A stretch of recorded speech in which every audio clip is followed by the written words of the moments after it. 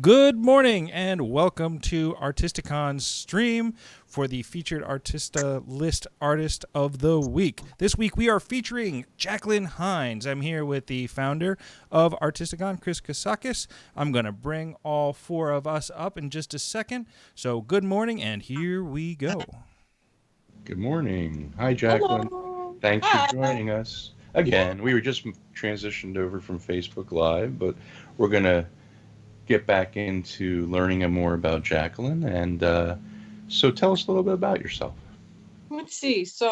I'm Jacqueline Hines. I'm originally from New Jersey. I will tell you that I'm from Philadelphia, but we had that whole conversation last time, which I thought was quite funny. I currently live in Baltimore, Maryland. I do fantasy illustration, concept illustration, role-playing game illustration, and then I have like a whole comic graphite or graphic. I keep saying graphite, graphic style that I work That'll into. come up shortly. So yeah, that's pretty much what I do artistically. Wonderful. Well, tell us something about the artists that influenced you, previous years, and who influences you now, and how that's kind of, you know, reflected in your work. Let's see. My first biggest influence is Jamie Hewlett. When I was like 12 years old, I saw the music video for Feel Good Inc. And like I was mesmerized by that music video. And still to this day, he's still like my favorite artist. I have like all of his art books. I still will go to him if I ever need like that spark of inspiration, because that's just where it started. So that's just like really the biggest inspiration in my life. And then like other artists that worked on like Deadline magazine. So like Steve Dillon, which is like a Mm-hmm. big worked on like Preacher and Hellblazer and stuff like that. Oh, yeah. Yeah. And then Philip Bond, who was also in Deadline magazine, he did, I can't really remember, one of those like can't really quite remember what he worked on, but he also was an artist that worked on Deadline magazine too. And then nowadays, with like my fantasies work, I can pretty much just say like my biggest influence when it comes to that is an artist named Sean Andrew Murray. Mm-hmm. Yeah, he's hugely popular. Everyone likes him. I'm popping here. Let me get this up to the corner of my mouth. Everybody likes him. Well, not everybody. I know one person that doesn't, but he's wrong. Well, I don't know how you can. His brushwork is just beautiful. Just beautiful. Yeah, like I think what really grabbed me about his work is it's still like realistic but not. It's like cartoony but not. And that's what I really enjoy. It's just like he's able to create this world that's so fully rendered and so bizarre, but yet so like still like in that really stylized like look. And when I saw one of his pieces at the Society of Illustrators, I like just knew that's kind of like where I wanted to head with my paintings. And I was just like, yes. So, I like can't recommend looking at his art enough. Really, it's just so inspiring. Really, it's just like he's so detailed. Great. On that note, let's bring up your first artwork. Yeah. The Mimic. How we doing, Sean? We're doing great. Okay, because I'm only seeing her, so I'm just making you aware. No, we're good. We're good. Okay. Yeah. Okay. So the Mimic. That piece I did for my senior thesis. Graduated from our College of Art about 4 years ago. And for my senior thesis, I did a thesis on trading card games and concept art. So I really wanted to, at that point in time, I really wanted to pursue like working for like Wizards of the Coast. I was really inspired by like a lot of artists that worked for them and like how animated, I guess you could say, that the card art was for like Magic the Gathering. I would also look for like at art from like Blizzard and stuff like that. Mm-hmm. Because I was an avid WoW player back in the day. So like there definitely still is a little bit inspiration from that, especially in the colors, I think. And for this piece, I wanted to do the Mimic, which is like a common enemy in like Dungeons and Dragons and even appears in some video games. And I personally think that this is like probably my strongest piece in my portfolio, just for the sake of like how animated and like how strong the character is. I just love how I did like the composition. I love just like how gross it is. And yeah, that's pretty much like the concept behind this piece. I just want to draw a box. And you're telling us how your methodology as the one you create your art. Yeah. If you want to continue talking. Yeah, just give us a step-by-step of how you would create this from beginning to end. Absolutely. So when I begin, a lot of times what I do is I really, really think about what I want to draw. I don't really even start like drawing first. I just kind of like visually like go through like Pinterest or something and just kind of like see like what is inspiring me, or look like at a bunch of books. And I kind of like write down ideas, and then I like kind of pursue those ideas with like thumbnails until like I really find something that really sings to me. I'm a big stickler for composition. That's like the number one thing that I'm always trying to focus on, is like, how does this look? Does this visually tell a story? Do I like how this looks so far? And that's kind of like where my basic planning really goes. And then from there, I take reference photos. Not every single thing in my piece is I have reference photos for. So like basically when it comes to like the Mimic, for example, I used a box that I got at Michael's and just took a picture of the box open in like a position so I can get the perspective right. And then I like kind of like just put like a collage of reference like all like together in Photoshop real fast as like a placement holder for myself. And then I just kind of drew it in graphite from there. So like pretty much everything I draw is almost completely from my head, except for like basic placement in like my reference photos and like shadows and what have you, if I really want to get lighting like just right. And once I do a fully rendered drawing of graphite, I scan it into Photoshop. And yeah, I just use darken layers, color layers, multiply layers, gradient tools, you know, all that fun stuff to like bring it to where it is. That's great. Love this piece. I love the whimsy of it. It's like scary yet cute at the same time. Yeah. At the time, I was really into gross art. I don't really know how to describe it. I was like, I just want to draw everything that's gooey and like sticky and like mean looking. Garbage pail kids moment. That's my garbage pail phase. I want to talk a little bit about what we were talking about before, and I think this is a great segue into that. So let me just barge in here. I'm going to transition over to a detail. So we were talking about how you do a fully rendered drawing, or at least a somewhat rendered drawing in pencil first. So you're doing value shading, and you're getting everything where it needs to be before you apply color. And it's really nice because if you look in the eyeball, before she colors it, you can see that there is, well, it's colored now, but you can see that there is some textural qualities, which adds to that analog feel. It just doesn't feel completely digital, right? It actually doesn't look... It has a colored pencil feel to it, I think, because of that, which is really, really, really nice. It breaks up sort of the monotony of the digital stroke, which can happen sometimes. And so you were talking about how you use primarily hard and round brushes. That's about the extent of it. No fancy brushes. And then a lot of this stuff that we're seeing underneath. For example, down in the lower right-hand corner, you can't see my arrow. I probably should bring up some sort of cursor, icon, but not right now.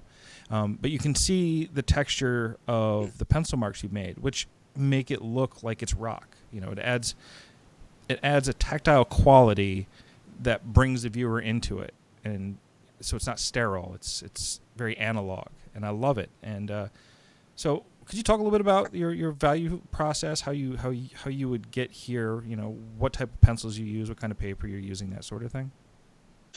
Yeah, for sure. So I use Bristol board or Bristol paper. I really like how that works with pencil. I just like how it's just like a flat, not much of like grooves or anything like that within it, and it's fairly cheap.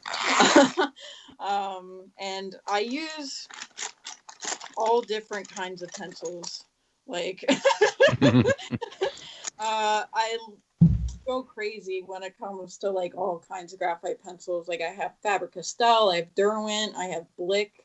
Any kind of pencil I can get my hands on, I will use. But for the most part, when I like render something, I'll draw it really, really, really light in like a 2H pencil. And I will then try to, what's the word for it? Like try to cover the entire composition with the same level of like graphite. So like it's kind of unified to begin with. Mm-hmm. So like there isn't too much white or too much dark. It's just like all like the same mid-gray tone. I just can't remember the word for what that's called. But yeah, I'll do that with like a 2H pencil. And then from there, I'll like build up slowly to like more softer leads. So like, 5Bs, 6Bs, stuff like that. And if I'm being honest, like the graphite drawings that I do, they're not like incredibly like rendered. I just do it as pretty much as fast as I can possibly get it done because I love painting it more than I actually do drawing it. Yeah, it just a lot of my emphasis is trying to retain that texture that I do achieve when I do like my graphite drawings, though, within my paintings. I definitely think that is a big what's the word? I don't know. It's a really important aspect of my artwork is like texture and how it unifies a lot of things. And as you said, it still like retains that traditional quality to it, which Right. I don't know. Something about that I really like. I really like just kind of like having my viewer just be like, how did they do that? Yeah, Like, yeah. I'm a Like I said, when I magician. first looked at it, I wouldn't think it's a digital piece. I thought it, highly rendered colored pencil or a mixture of colored pencil and gouache or acrylic even. Yeah, I was thinking, Mhm. sort of mixed media. Yeah, absolutely. Let's bring up her second piece, which is Ichabod, which is the one we were really getting into earlier. I love this piece. Yeah. So tell So us a bit about this. Ichabod, he so when I was doing this piece, which was I think this piece is the oldest out of the three that I provided, and this piece has always been a fan favorite. Everybody loves it, which makes me really happy because I love it. And a big influence for this piece was like Sleepy Hollow, Mm-hmm. obviously by the name of Ichabod. I love Ichabod, so I was like, I want to do something inspired by this. And so I like sat down and I really thought about like the concept of like the headless horseman, and Mm-hmm. like sometimes the headless horseman has a like pumpkin head. And then I went even further with that concept and thought about like, well, unless he's under the influence of like some kind of magic, that pumpkin head would rot. Got to And replace that yeah. head attire. Uh-huh. And so I was like, well, why don't I just like make this enchanted spirit scarecrow guy by making himself a new head? And that's where like that came from. And that's pretty much where this was born from. This is kind of like a side note I didn't get to mention, which I find it really funny. There's a show called Over the Garden Wall, and there's this scene where something exactly, even like to the composition, happens, where like Really? it's just like a being like carving a pumpkin. I had never seen that show. I still haven't seen that show, but like everybody who saw this piece is like, "Oh my God, have you seen Over the Garden Wall?" And I'm like, "No." And I'm then gonna I have to saw look. this. Got to look this up now. Yeah, it kind of freaked me out because I was just like, it was like literally to the placement, even the window. I was like, Wow. that's really weird. Yeah, I don't know how that happened, but Telepathy, maybe. maybe. Well, this I what I love about it, to me, it's a fantasy illustration, but it really, I could see this a children's book. Even though there's there's a quality about it. I could see a whole story built around this, and this pumpkin. I got to get back and fix my head. Yeah. So very good. I love it. I mean, the lighting is just phenomenal. All the textures, like especially when we zoomed in earlier, the rope.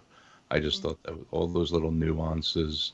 It's a great concept. It's very emotional, and it just tells a lot.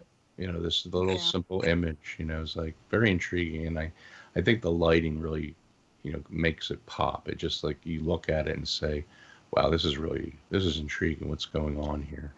Let's talk a little bit Dynamic about that lighting. lighting. Let's actually dive into that a bit. Tell us what you were thinking. What was your inspiration for this? How you went about actually creating the lighting so it looked realistic, all right? So believable within that scene. Yeah, I'm going to transition to a detail, but talk a little bit about that. Yeah. So in my reference photo for this, I actually took a picture of myself. Well, somebody took a picture of me, Mm-hmm. where I tried to mimic the lighting that's seen here. Mm-hmm. I used an old globe for the No. pumpkin, to just kind of get like how the light would kind of work in like that kind of shape and that kind of environment. And from there, when I like put the piece into Photoshop, I like used the lamp as my brightest bright. I'm Mm-hmm. like, there's nothing that's going to be brighter than that lamp. Everything else is darker than that.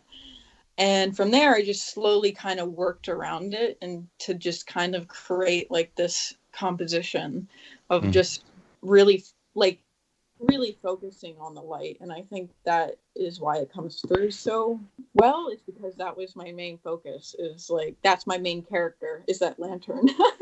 And what's interesting is you really, and some artists tend to not do this, but you achieved it where the light is multi-directional, but you know exactly where the light source is coming from internally there. Sometimes I see artists do multiple light sources, and you get confused as to where's that light coming from. But this is clearly evident in the, coming right from that lantern and broadcasting it in all directions. Well done. Oh yeah, thank you. Great. Well, let's Yeah. bring up number three, the Rusalka, Yeah. Russian folklore. I'm texting Sarcastic Ninja. Is that somebody you know? Or is that one of our viewers that just came in off of the feed, which is great. Thank you for joining us, by the way. Oh, I don't know who that is. All right. But hi. I didn't know Let me ninjas make could sure be it's not my sarcastic. daughter or my mom or somebody, right? Here we go. So this is a piece that reflects Russian or Slavic folklore, Ukrainian Russian, and it's kind of their mermaid. I guess you would say within their um, mythology, their, I don't know, Yeah. beyond. Yeah, go ahead. How it mixes Yeah, with your give us the culture. deets. Give us the detail. Yeah. Sorry, my brain just kind of A froze on grown man should that. never say deets. All Sorry right. about that, folks. I apologize. It's a cringe moment. So you So just take over now. okay. So the Rusalka. So like just to like give an idea of what a Rusalka is, like it's basically a mermaid, and in Slavic folklore, the Rusalka is like a woman who passed away or drowned near a water source, so like a river or a lake, and her spirit is, I guess you could say, cursed or like reborn into like this Rusalka being, which is like a, I don't want to say monster, but like a being that just lingers within this body of water and like will enchant you to come closer with like singing and dancing and like money sometimes, and attempt to kill you and drown you in the waters. And that's basically like what they are. And like they're I guess they're really like respected in like the folklore over there, because like I know that I've heard of like Rusalka week, which is like this entire week where like people are like, don't swim or else you'll drown, which is like during the summer, because the Rusalka are like really active during that time. But yeah, for this piece, this is like a piece of a series of pieces that I am beginning to do, where I really want to do a series. And mostly this was inspired by my idea of wanting to have a book. I want to self-publish a book of like my fantasy art. And I was like, well, I really like folklore. I really like Slavic folklore. Why don't I just make a book of both? Yeah. And yeah, I was just like, well, better late than never. So I started this piece last year, and let's see. Yeah, it's a very beginning of like a new phase of my art at this point in time, and I'm just really excited about it. Because like I know that like Slavic folklore, in like Western media is not really like represented a whole lot, and for me, it's like I have such a passion for it that I'm just like so excited to like share all these stories and try to recreate all these stories in my own Do me art. a big favor, big It's just Jacqueline. really Jacqueline, you still there? All right. Yeah, sorry to interrupt you. I know you're in the middle of a thought. Could you just repeat what you just said? We had a Skype situation where it kind of broke up. So just go back about 30 seconds. Sorry, guys. Yeah, sure. So I don't know where it cut off, but Yeah. I'll just start from how I came to the conclusion that I really wanted to self-publish my own book of my own artwork, particularly of my fantasy work. And I was like, well, what am I really passionate about? And I'm like, well, I really like folklore, and I really like Slavic folklore. So I came to the conclusion that, well, why don't I just try to do a whole long series of Slavic folklore to like show the world, like, this folklore through my own eyes. And this was the very first piece that I did of that exploration. And yeah, let's see. I'm trying to think of Well, we what else. we had gotten into how Sean had asked you about, have you seen The Witcher? He had played the game. Right. So this is important because yeah, we're on Twitch, right? So Twitch is primarily a gaming platform or streaming platform. So what an incredible opportunity to bring a video game into the conversation and sort of meld those topics together. So obviously you talked about it before, so I can bring it up now. You have a portrait of Olgierd over your shoulder in pencil. So for you video game fans, The Witcher right over there. Woohoo! I would talk a little bit about that, but please bring it back because we want to predominantly speak about your work. Because let me actually transition to a decent slide though, so we can see all of us talking here. But tell us a little bit about The Witcher. Tell us about how your love of that franchise or that IP, sort of informs your other work. By the way, before you're done, also talk about some of the other characters you're working on in this book, or that you worked on in this book, some of the folklore, because it's all really, really cool. Yeah.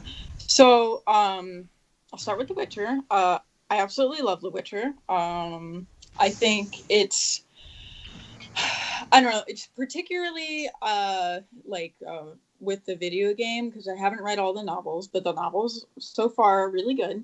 But I played Witcher 2 and The Witcher 3, and I can solidly say that everybody should at least play The Witcher 3, particularly for the way that the game tells stories.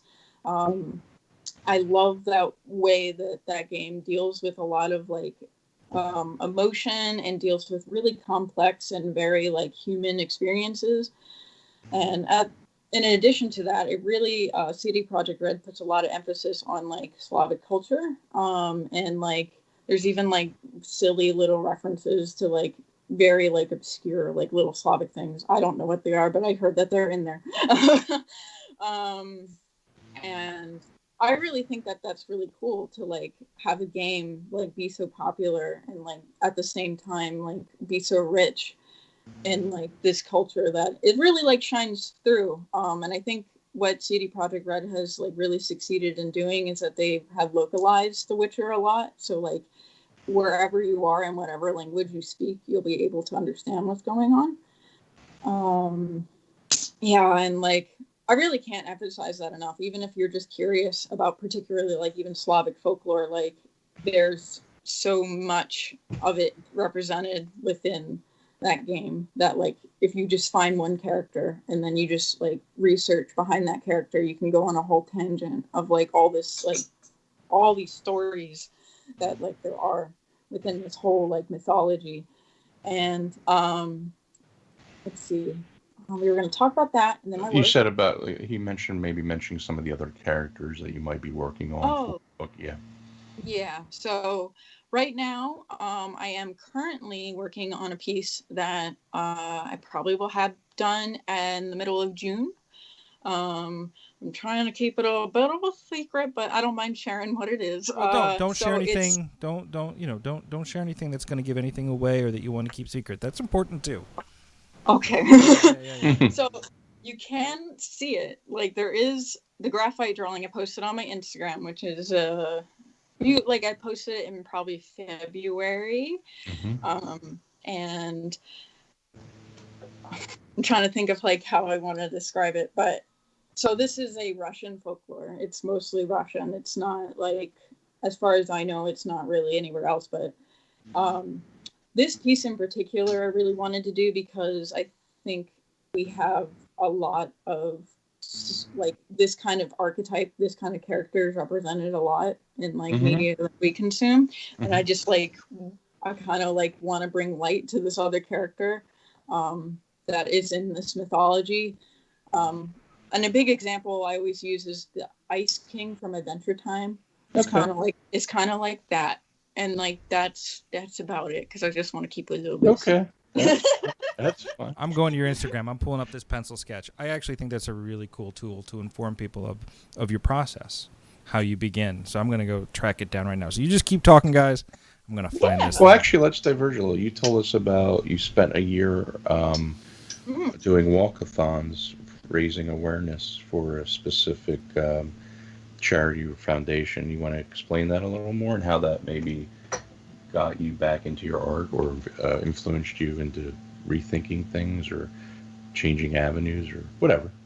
Yeah. So let's see. At the end of 2017, so I was like a year out of college, and like I don't know, I was going through a bad time, and I like didn't feel focused, and I was like, I don't really know like what I'm doing or like what art I want to do. I knew I still wanted to create, but I just like felt so burnt out. I was like, I can't. I think just so you know, 99% of the artists out there graduating from art school feel that coming right out of art school. So you're not alone. Okay. For a while, I thought I was because everybody else seems to be doing fine, and then I was like, oh. But I had this amazing like opportunity offered to me to go to Canada to I'm gonna fix my hat, but to walk across Canada to raise awareness for the missing and murdered Indigenous women. The name of our walk was Danamaman Mosiang Gwai Ganjigajik Kwewag, which in Anishinaabe translates to "We walk in prayer for those murdered women." Wow. And yeah, it was we walked for about a year. We didn't make it all the way across Canada, but we made it pretty far. We made it. Where did you start and where did you wind up? Let's see. So we started in Neoshiniming, which is a reserve on the Georgian Peninsula, which is like right above like Toronto, like Northern Ontario, not Northern Ontario, but like in that area, Northern Ontario. And then we went to like around the Georgian Bay to Sudbury, and then we went west to like towards like Thunder Bay, and then we went through like Manitoba to Winnipeg, through Saskatchewan to like Prince Albert, and then we didn't get all the way to Alberta. We just got right on the border. I'm stepping away from the keyboard for a second, guys. You just keep going. Okay. Oh yeah, we got right on the border of Alberta and Saskatchewan in a place called Cold Lake. And yeah, like it definitely was like a big life-changing experience because like I had the opportunity to like really like refocus myself and just kind of like I didn't have a phone. I didn't have electricity. I didn't have running water. Like I didn't have like the internet or anything like that. I just had me and my friends. So I really had a time to really like sit down and like think for a really, really long time.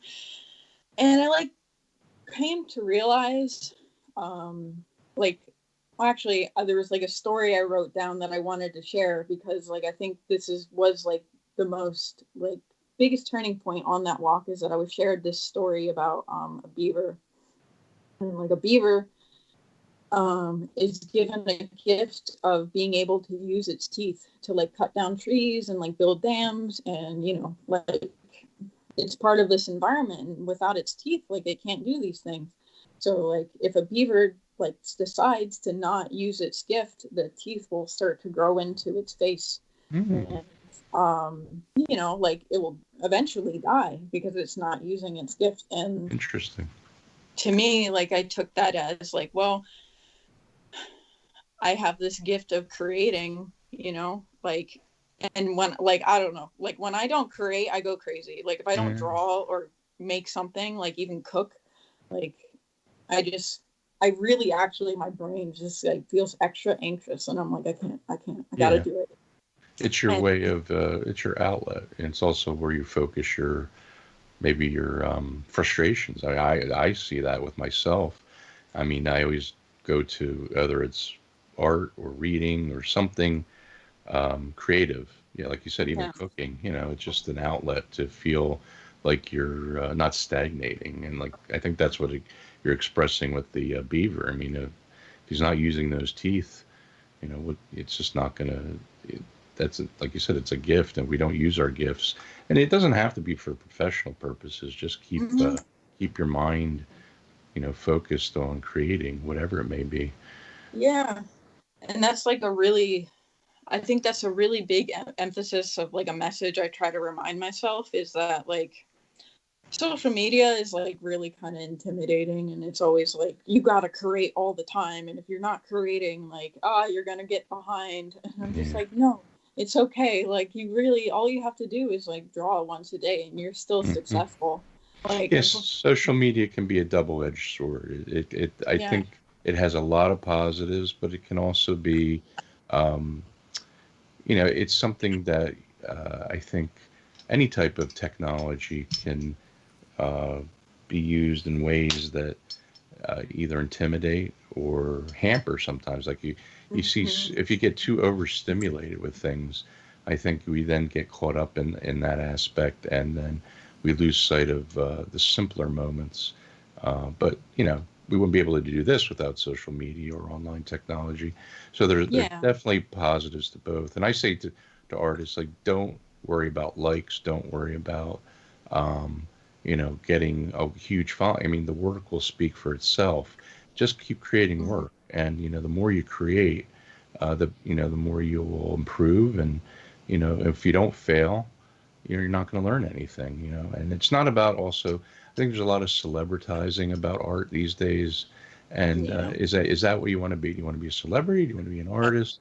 And I think ultimately we all just want to really just be artists and enjoy creating, not where it becomes a job, and then that job is something you like, dread. And that has happened in the arts where you may work in an agency atmosphere or something just too long and say, I got to try something different. I got to go write, or I got to go, you know, do some mm-hmm. sort of other form of art. But if it gets beyond, um, if it's not filling your soul, and if you're not getting fulfillment out of it, I just don't think um, you should focus so much on worrying about keeping up with the Joneses, so to speak. Do what you do and enjoy it. Yeah. Yeah, Okay, I'm going to interrupt here because we have viewer participation, and viewer Do it. participation is awesome. So, fun fact from Sarcastic Ninja: like artists, they also change their environment around them by building. Interesting, interesting. So he's talking about their dens and how, for example, they found that by introducing wolves back into Yellowstone, it changed the entire habitat because it killed other animals that would prey on beavers. The beavers were able to build dams, which then in turn would change the floodplains of Yellowstone and create entirely new areas that were, effectively non-existent when wolves and bison were removed. So actually, I believe it was bison is what they added, and the change in those two things, the megafauna and then the wolves, they all kind of culminated. And I'm paraphrasing here, right? I'm not, a biologist, so I just remember reading the study a while ago. They, allowed the beavers to, grow and reproduce, and then appropriately build dams, which then changed the flow of rivers and streams, and then changed floodplains and meadows and the way the nutrients are dispersed around the environment, therefore actually creating areas that were, sort of void, things that didn't exist within the environment. They came back, which was really, really cool. So thank you, Sarcastic Ninja, for that bit of tidbit and a bit of a tangent. But Sarcastic Ninja actually has a question, and he says, I know this question, or maybe it's she says, I don't know, I apologize. I know this question isn't quite about your art, but what's your favorite quest story arc in The Witcher? Ultimately, are we talking video game or book series? I'm thinking we're going to go with video game on this one. Okay. Well, I don't want to say Hearts of Stone, because obviously I'm a big fan of Hearts of Stone, featured Olgierd von Everec in the corner. But my favorite quest line, okay, so like, it's not really like a quest line, but it's like this short little tidbit, like right before the Wild Hunt comes to Kaer Morhen. And it's where you get to have this opportunity to have Geralt and his other like Witcher colleagues, Lambert and Eskel, just kind of have like a bro moment, and they all get drunk together and they get into shenanigans. And that was I agree. That was so much fun. There's a lot of personality, a lot of character development, and some vulnerability, right? The Witcher, he's all gruff and he walks around like, no one can beat me because I'm awesome, but maybe I'm humble too, and I don't know because I'm so tough. And all of a sudden he's getting drunk and having fun, and it's a good vulnerable moment. Sure. Yeah. And I think you're right. Like, it's just that vulnerability, because like Geralt as a character, he has, I always say this, Geralt's like the most boring character in all of The Witcher. He is. Like, because like the entire like cast, like every single character is so like just amazingly like vibrant, that I'm like, Geralt, you got nothing on these other people. Well, but let me interject. I'm actually going to disagree just a little bit, and not to minimize your opinion, because I actually feel in many ways he's one-dimensional. But if you follow in Witcher 3 the storyline, I'm looking at the screen instead of looking at our viewers, I apologize. If you follow the storyline in Witcher 3 as though you're a parent, which I am, right? There is this arc where, and I think it's the arc most people want from beginning to end, where he follows Ciri through her trials, and you've got a couple of choices. You can tell her, no, I'm not going to do this, or you can do sort of a mix of the between. And then there's the ultimate one, which is, okay, I support you, I'm going to go with you, but you get to make your own decisions, right? So, for instance, when she's going to face the general and then the three witches, and you could be like, oh, no, we're not going to go do that. Or you can go, oh, no, I'm going to go see, was it Soltez, whatever the king is, I forget now, Foltest. I'm terrible with names. And then, or it's like, let's just go right now and get this done because that's what she wants to do. And so, ultimately, from like a father standpoint, I was always like, well, I'm going to just follow her lead and just sort of be like a lending hand. All right, this is what you want to do, I got your back. This is what you want to do, I got your back. And I think his growth as a character comes from the fact that he is no longer just him in this environment. It's no longer just him fighting. It's no longer, all of a sudden now he's got to be the backbone, or at least the support, not the backbone, that's the wrong term, but the support system, the buttress, that's a good word, the buttress for the actions. And so his goal is, okay, I'm going to support you, I got your back, I'm going to get you out of this safe. And so I think the character growth, at least from a parental point of view, which maybe if you're not a parent, you can't have that experience yet, but that's okay, comes there. And you're right, he seems very one-dimensional, and a lot of times he's raw. And I feel oftentimes like, didn't we learn anything from Christopher Nolan's Batman? I mean, I love The Witcher, but Henry Cavill, like, you're such a good actor. Like, we got to do more than just walking around doing Batman voices. Yeah. He's so good. He's so good. But I feel he also sort of it marginalizes that character, right? He doesn't have a whole lot of growth compared to the other characters, which have so much. But back to the game, I feel, though, as a parent, and I know I'm being redundant now, I apologize, that the development of Geralt is through him learning to support and care for somebody while allowing them to make the decisions. He's not the boss. He's not in charge. He's along for the ride, and he's just going to have to live with it. And he slowly has to learn to do that. But I think you have to choose the right. You have to make the right decisions. Yeah. And if you're a helicopter parent, you're probably not going to make the right decisions in the game. Yeah. I'm not gonna lie, I had to replay that entire portion of the game because I got to the ending sequence and I got the ending. I got the worst ending. Oh no! Which one did you get? I got the one where like Ciri doesn't come back, and I'm gonna say the Witch of the Waste. That's not true, but the Baba Yaga like character, the witches in the swamp. Can't remember their names, but the Baba Yaga-esque character. She's like, Ciri's dead, ha ha ha ha, and Geralt kills her, and he like sulks inside the house, and all these monsters like come to like seemingly kill him in the house, and I'm like, this is the most depressing ending. I know, and I replayed like 10 hours just to get the ending I wanted. Yeah, no, and that's good. That's good because now all of a sudden, like, I forget. I don't know where my conversation was. My I can't talk. I'm done. See ya. I'm signing off for the day, folks. I agree, and I'm trying to think. I did get two different endings, but both endings I was happy with. One was the ending where they go off as witch hunters or as witchers together, and they have these adventures, and then eventually he kind of just retires. Yeah. But he doesn't retire with what's her name, the dark-haired girl. He retires with Trish because I don't like the dark-haired girl at all. Those fighting words. No, she's so selfish, and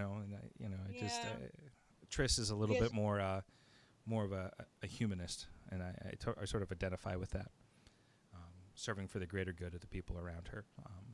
But she's a total badass too. But what else was I going to say? Okay, so Sarcastic Ninja has another question. And who's your favorite character and why? I think we probably know that because of the portrait on the wall. Yeah? Well, he is my favorite character, but I do have like other ones. I really love Eskel. I think Eskel is probably the most interesting Witcher. Besides Letho, I don't know. I really love Letho. I know that's the one like really controversial one because he's the Kingslayer.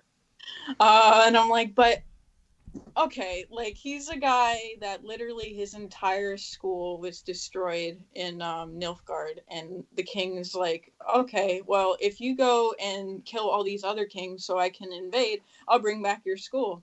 So he does that, which was a total lie. And now he's just kind of, screwed. And I'm like, oh, buddy, he was just trying to like do the good thing for like his school.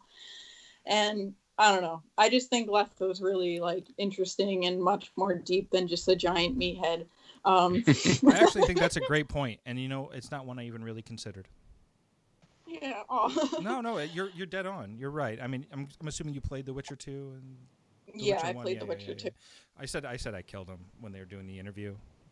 I was like, no, I killed Letho. Yeah, because I did. But.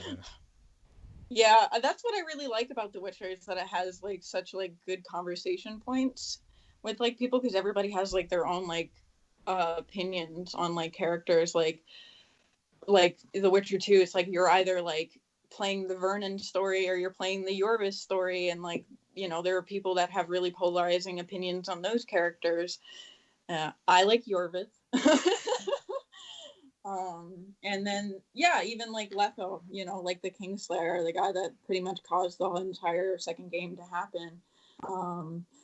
Allgeared is like another really controversial character because he's not really that great of a person, but he has like this redemption arc. You can choose to redeem him if you think that he's worth redeeming, you know. The Bloody Baron is like another one, you know, like he was like this terrible alcoholic that was really mean towards like his daughter and wife, and he has this opportunity to be like the father and husband he never was, and you know, you can choose to redeem him or you can't, you know. I actually want to get back to Yeah. Allgeared because I think it's a great parable. It's a great story about this idea that, you know, you live life to excess, and then eventually, you know, at what point does everything just become boring? Do the sensations that are, you know, that make up life become mute, both? And so that's kind of what that's where he's, you know. So Chris, just so you know, what's happening is this guy, he makes a deal and he can live forever, but then what happens when you've done everything, especially in like his world, which is sort of limited in many ways by they don't have all the wonderful technical marvels that we have. So he's done everything, he's lived everything. I think part of the deal also is that the sensations of his life are like diminishing over time, or they were at least minimized. At least that was my take on the last playthrough. But so he's constantly looking for the next high, a bit like a drug user, right? Somebody that's really, really addicted, looking for a sensation to beat the next one, or an adrenaline junkie. And the other part is he really doesn't hold life in high regard, mainly because he's invincible. He can't die. So kind of hard to hold other people's lives in, you know, high regard when what mattered, they're all going to die eventually. You know, if they die in 100 years, they die 2 years, it doesn't matter. He's going to outlive them. So his whole story is just about life in excess and how he just is empty because of it.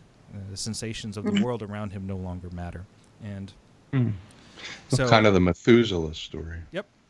Yeah. Interesting. Yeah, I've not played the games, but it sounds very intriguing. And he rocks an undercut better than just about anybody. He's pretty cool. Well, let's get back to a little bit about your, like, what do you feel that you offer potential clients or buyers? So, usually, like, when a client, like, contacts me or I advertise myself, I'm usually like, well, I work in between two different styles.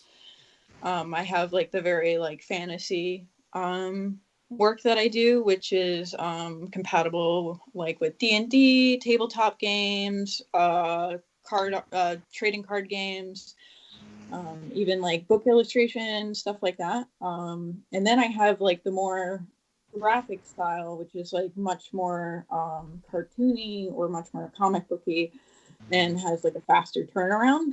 So like depending on what my client is looking for, I'm like, well, you can have something that might take a little bit longer, something that might take like tomorrow, you know, depending. But or depending on the subject matter. Sometimes I work just by subject matter. But yeah, that's mostly what I offer is like these two different styles. I'm really passionate to just like draw any monster you want. So yeah.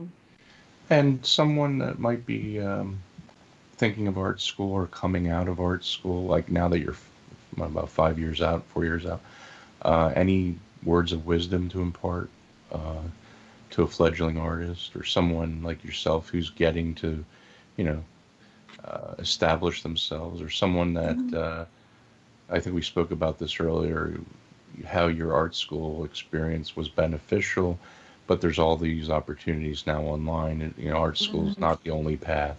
And everybody has a different path, but if you are considering art school versus online, what your experiences were? Yeah, so I think the largest benefit of art school is that you go to art school and you will have a network automatically outside of graduating. You have your peers, you have your professors, you have like this whole resource that you've built over 4 years that I've used, like, and it's come into handy like so many times. I think that's one of the biggest benefits of art school. And I think it's really hard to build that kind of network when it comes to art because like most artists are introverts. But oh hi. Hey, we have a guest. Yeah. Let us see your gift. Yeah, sure. Her name is Garbage because I found her. Really? Yeah, Found she's her in not the trash, but garbage. she's not trash. Ah, pretty. Yeah, She? Did you say she? yeah. Yeah, She, yeah. She doesn't really like to be helped too much, but I can see. Yeah. she does love me and loves when anybody's on the screen because I'm not talking to her. Right. Uh, but so what I was saying about art school is I see like for me looking back, I'm like, I'm happy that I went to art school. I'm glad that I went to art school just because like I personally struggle with like building a network Hmm. with art school. So I'm like, just for that, like I think that's like the biggest benefit. But like if you can't like afford to go to art school or like you don't think it's the right place for you, I also think that you should still like pursue Hmm. art or creating in any way possible. I was mentioning how like there's so many resources out there nowadays that it's really easy to just kind of like figure out what you want to do. Like I was explaining how I'm working on something right now, and like I had a time trying to figure out how I wanted to render fire. And Yes. so I was like, okay, I'm done rendering this like 3 times over. So I'm going to go to YouTube. And like 5 years ago, I probably wouldn't be able to find a tutorial on how to render fire. But today I found one like in 5 seconds. And I think that's really cool because like, I remember like even when I was in high school, like the YouTube really wasn't that big, and like I didn't even have Photoshop or anything like that. Nowadays, like people can get in like a tablet and Procreate and Hmm. easily like begin like doing digital art. Um, so I think there's like this great opportunity now for a lot more people to like explore art and like be able to learn and like succeed at it. Especially with like the onset of social media and stuff like that, because like you can easily still network with people. um yeah, I it's a little bit different because you can't like talk to your favorite artist because they have like a billion direct messages every day, but like you Yeah. can build your little network if you find like your little community, and I think that's really cool. And I'm just really passionate about like supporting people in their pursuit of art because like all that really matters, like, because art can be really like stressful. Yeah. But all that really matters, like my biggest advice for anybody, for like any student, anything like that, is just keep doing it. The worst thing you can do is to stop. Yeah. No, very true. And like art block is real. And if you get art block, what's worked for me is actually just doing something else because I like still have a drive to create. I'm like, I still want to make something, Right. but I'm so frustrated with like this one thing.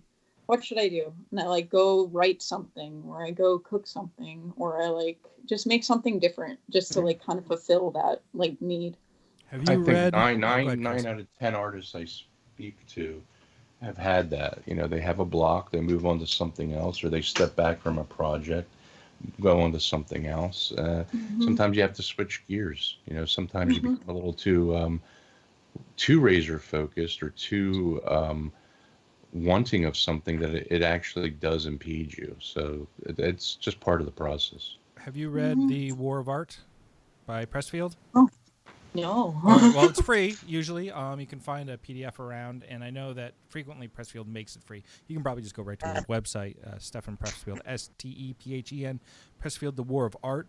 He also has One Turning Pro and get the work done. I actually usually have them on this shelf behind me. I took them down because I was doing some construction work over there on the table. But The War of Art, definitely check it out. And the idea being that the idea of creating is entirely about just doing the work. The concept of the muse is a fallacy. So you probably don't know who Pressfield is, or maybe you do. That was really presumptuous of me.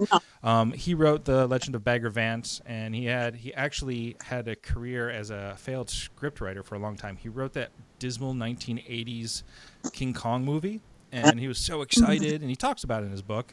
And he's like, and then everybody saw it, and he didn't realize just how bad it was, or maybe he did, but he was still super excited. It was like his first big break, and then everyone watched it, it was panned, and then he was just miserable. And so it led to some other things. And so he ended up coming up with these ideas that I think were a combination of stuff that was told to him and just life experience. And the idea that to get the work done, to find the muse, it's really about just sitting down and doing the work. I think Stephen King says he does, 10 pages a day? Maybe it's 8 pages, period, every day, right? He just gets down and gets to work. Some of them are good, some of them are bad. And so The War of Art, it's small, it's a quick read, highly inspirational, and just talks a lot about the idea of resistance and the universe's way of our own way, depending on your philosophical beliefs, of stopping ourselves from being creative.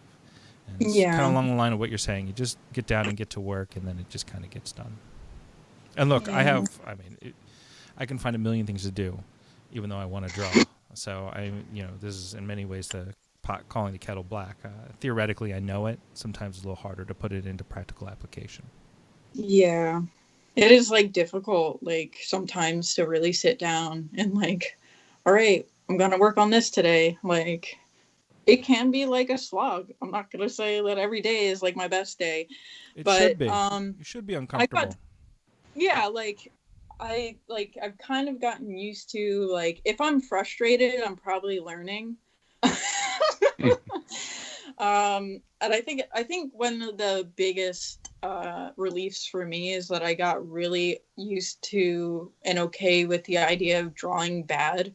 I have a whole sketchbook. This whole sketchbook is a sketchbook that nobody sees, and it's all just drawings, just to draw, just for the sake of drawing, not looking to make anything look good, just looking at something and drawing it. Right. I don't show it to anybody but myself. I would burn that thing after about 2 pages. What's that? I'm dead serious. I would burn that thing after about 2 pages. For yourself. I mean, in previous Facebook iterations, because I have a tendency to delete my Facebook account when I'm not managing Artistacon's Facebook page. I just don't like it. I've posted the flambeau, the artwork flambeau, which is pretty much just a lot of sketchbooks and stuff that I can't stand having around anymore. Just going in the fire, which is everyone's like, why do you do that? But it's cathartic. But I couldn't have that sketchbook sitting on the shelf staring at me. I keep it closed. It's a work in progress. But you have to open it. Yeah. So good for you. I mean, having the temperance to sort of just put it off to the side and say, yeah. I got a question. Who is the guy on your shelf? Are you talking to me or the guy the guys behind Jacqueline? For me, I got a couple people behind me. So that the guy on the shelf, I got a sitting Conan back there, and then I have a couple plaster casts which you can't see. A couple plaster casts up there. I believe that's a life mask of Lenin. I found that in a thrift store. It was really cool. I use it for my students. The other one's a cast of a Greek statue. The other guy that's sitting there is Michelangelo's Moses. Now, you'll notice he has horns, so we'll do a bit of art history. When there was a translation issue a long time ago, in 15th, 16th century, where in the Bible it said that he came down with horns. Eventually that was changed to a halo. So that's why when you look at sort of these historical sculptures and paintings, sometimes the characters will have horns instead of halos because of that mistranslation. Or you could just say maybe a later translation, as concepts of goats and that sort of thing began to, Bahamut and all those things sort of began to infiltrate the Christian religions. They wanted to quickly remove any sort of reference, and so the horns on the head became halos, and et cetera, et cetera. And so those are the guys back there, but I got a bunch of Marvel stuff, a mix of classical, and I got Spawn back there and some other stuff. Mix of classical and just fun stuff to have around. And then the area where I paint is very much the same way. A lot of sculptures, Michelangelo's David's in there, a couple other casts and a bunch of other stuff, mostly for students, but also nice to have on the wall. And now, he may also be talking about you, because that was sort of, I hope that wasn't... No! So he was definitely talking about you. So that's far more important. See, that's arrogance right there. That's arrogance. I apologize. So there's a guy in a frame, in the middle of your shelf back there, which I totally glossed over. I apologize. And yeah, he's asking, who is that? That's my dad. I was gonna say that's probably a relative. Yeah, so that's a portrait of my dad. My dad, he passed away like Oh, when I was like 19. Oh, I'm sorry to He hear was that. like my best friend, so like I have like pictures of him everywhere. yeah. And that was he worked for Acme. He was like a butcher at Acme, the meat manager. And that was his portrait that was hanging on the wall at the Acme he worked at. So I just keep it in my room hung up. That's Cute. That's cool. Yeah. So I'm sorry about your loss. That's yes. Yeah. Well, I know I've lost both my parents. It's never easy. No. On the top shelf, what do you got? Are there like shadow boxes? So these right here. So and these are two from 2005. In like 2005, Kid Robot had a line of gorillas Kid figures. Robot, yes. Yeah, so I found somebody on eBay selling these for fairly cheap. I don't know if they knew what they had, or like they advertised them as like, oh, they were like in poor condition. They're like not really in poor condition. And I was like, they're really nice. I want them, so I just bought them as like a splurge. Yeah, and I keep them up there on display. Yeah, I love Kid Robot. They have some really cool things. Yeah, absolutely. Awesome. Ready? Well, I think we're heading close to the end here. Is there any last thing you want to plug? Product, a sponsor? Well, I can just plug myself. That's good. That's we always definitely good. need. Let's get those social media accounts. All right, so I have my website, which is JacquelineHines.com. I will plug my Instagram as my prime source into like my day-to-day life, like what I'm creating and stuff like that, which is the_Gothic_string at Instagram. If you can't find it, just go to my website. There's a link to it right on the front page. Same thing with my Facebook, Jacqueline Hines Illustration or the Gothic String Bean. And I have an Etsy store if you want prints of any of my works or like originals I have for sale, which is under the Gothic String Bean, also accessible via my website if you can't find it. And yeah, that's great. That's what I got. So everybody listening, go to those sites, check out her work, buy some art. If you're an art director, contact her. We thank you so much for joining us on both Facebook Live and Twitch. It was a pleasure. Yeah, thank you. Very enjoyable interview. Love this piece myself. Ichabod. I have to go look at that closer and get a print of that. So again, thank you. This was Jacqueline Hines on Artista Stream, Facebook Live and Twitch. It will be archived if you want to go back and watch.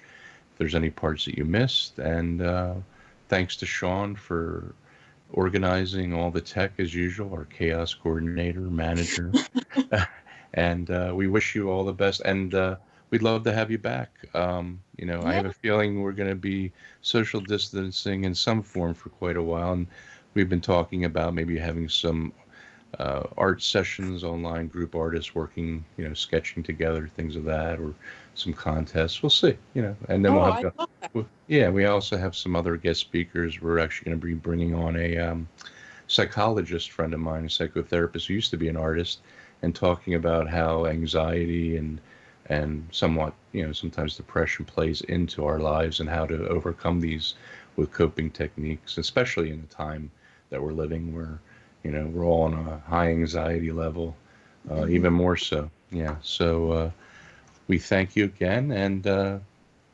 give a shout out to Sky, who's friends with Jacqueline, and hope to see her on here in the next few weeks. And please visit her site, and very talented artists, especially gamers, RPG, tabletop gamers, check out her work. Thanks again, Jacqueline. Yep. Thanks, everybody. Thank you, Jacqueline. Goodbye, everyone. Goodbye. There's a camera. Bye.